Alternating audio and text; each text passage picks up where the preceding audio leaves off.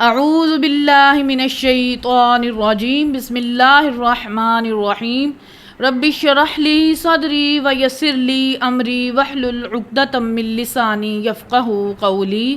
بسم اللہ الرحمن الرحیم۔ آج الحمدللہ ہماری کلاس نمبر 175 کی اسٹوڈیو ریکارڈنگ ہونے جا رہی ہے۔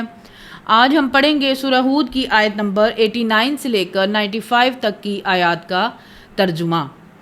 آج ہم سورہ ہود میں پڑھ رہے ہیں حضرت شعیب علیہ السلام کا واقعہ۔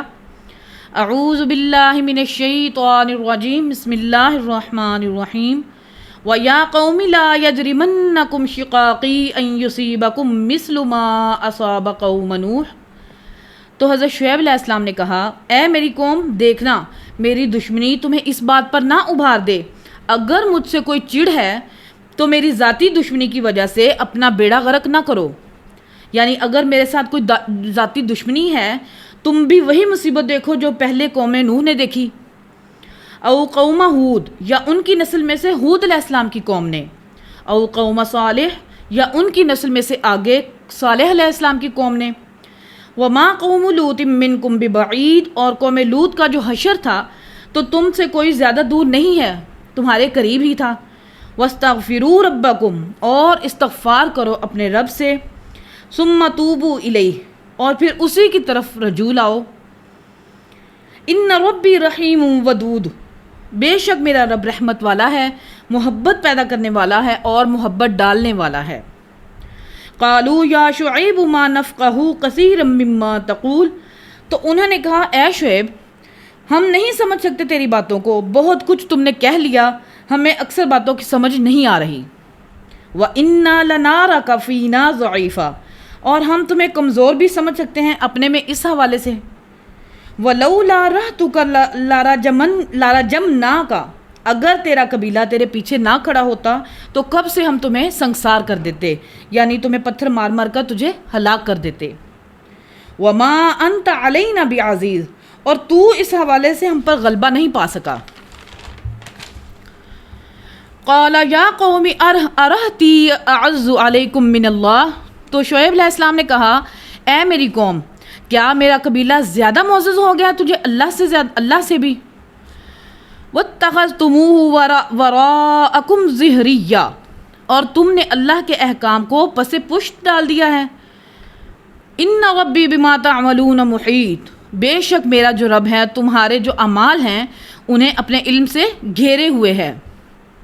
وَيَا قَوْمِ اعْمَلُوا عَلَى مَكَانَتِكُمْ إِنِّي عَامِلٌ، اور میری قوم، ٹھیک ہے تم اپنے جو کام کر رہے ہو کرتے رہو، میرا کام تھا سمجھانا۔ سوف تعلمون، ان قریب تم جان جاؤ گے، من یأتیہ عذاب یخزیہ ومن ہوا کاذب، کہ کس پہ آتا ہے ذلیل و خوار کر دینے والا عذاب، اور ومن ہوا کاذب، اور کون ہے جھوٹا۔ وارتقبوا انی معکم رقیب، تم بھی انتظار کرو اور بے شک میں بھی تمہارے ساتھ انتظار کروں گا۔ وَلَمَّا جَاءَ أَمْرُنَا نَجَّيْنَا شُعَيْبًا وَالَّذِينَ آمَنُوا مَعَهُ، اور جب آ پہنچا ہمارا حکم عذاب تو ہم نے نجات دے دی شعیب علیہ السلام کو اور ان کے ساتھ جو ان کی قوم کے لوگ تھے ایمان لانے والے، ان کو بِرَحْمَةٍ مِّنَّا، اپنے پاس سے رحمت کے ساتھ۔